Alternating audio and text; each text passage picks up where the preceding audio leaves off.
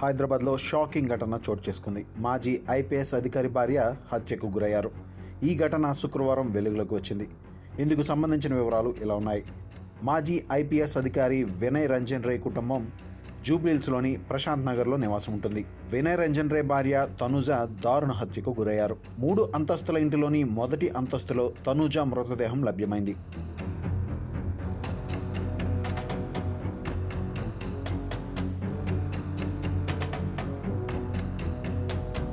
ఈ హత్యలో ఇంటిలో పనిచేసేటువంటి పని మనిషి పాత్ర ఉన్నట్లుగా తెలుస్తోంది.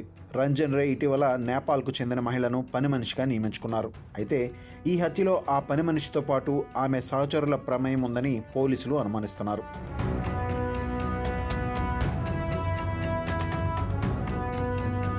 నిందితులు తనుజను ఊపిరాడకుండా హత్య చేసినట్లుగా తెలుస్తోంది. అనంతరం ఇంట్లోని విలువైన వస్తువులతో పారిపోయినట్లుగా, ప్రస్తుతం వారందరూ పరారీలో ఉన్నట్లుగా పోలీసులు చెబుతున్నారు. ఈ ఘటనకు సంబంధించి పోలీసులు కేసు నమోదు చేసుకుని దర్యాప్తు చేపట్టారు. నిందితులను గుర్తించి అరెస్టు చేసేందుకు ప్రత్యేక బృందాలను ఏర్పాటు చేశారు. ఈ ఘటన జరిగినప్పుడు వినయ్ రంజన్ రే నగరంలో లేరని సమాచారం. Hyderabad police commissioner CP Sajjanar సహా పలువురు పోలీస్ అధికారులు సంఘటనా స్థలాన్ని సందర్శించారు.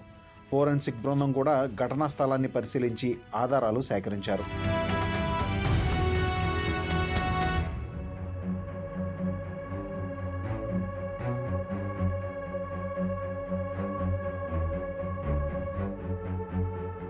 అంటే వాళ్ళు మేడంని చేయి కట్టేసి నోట్లో గుడ్డ పెట్టేసి పెట్టడం జరిగింది. యూజువలీ అది ఒక మోడస్ ఆపరండి. ఇక్కడ అన్ఫార్చునేట్లీ మేడము ఆ ఒక సఫోకేషన్ వల్ల చనిపోవడం జరిగింది.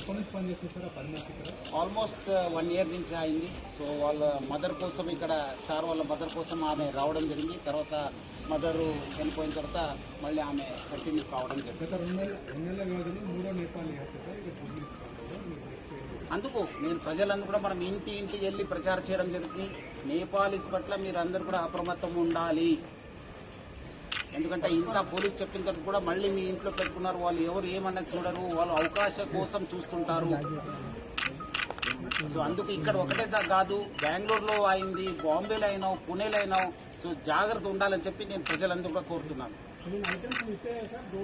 డెఫినెట్లీ మిస్ అయినాం. దాన్ని మనం ఎంత పోయింది, ఏం పోయిందని చెప్పి అంచనా చేయడం జరుగుతుంది. ఇక్కడ నుంచి వచ్చారు, సైడ్ గేట్ ఉంది కదా, పార్క్ గేట్ నుంచి రావడం జరిగింది. అది మనము వర్కౌట్ చేస్తున్నాం. కొన్ని వివరాలని బయట పెట్టలేము, కొంత ఇన్వెస్టిగేషన్ కోసము మనం చేస్తున్నాం. డెఫినెట్లీ మీకు అప్డేట్ ఇస్తాను. చెప్తాను, మళ్ళీ చెప్తాను మీకు ఈవినింగ్ దాకా. మళ్ళీ రిపోర్ట్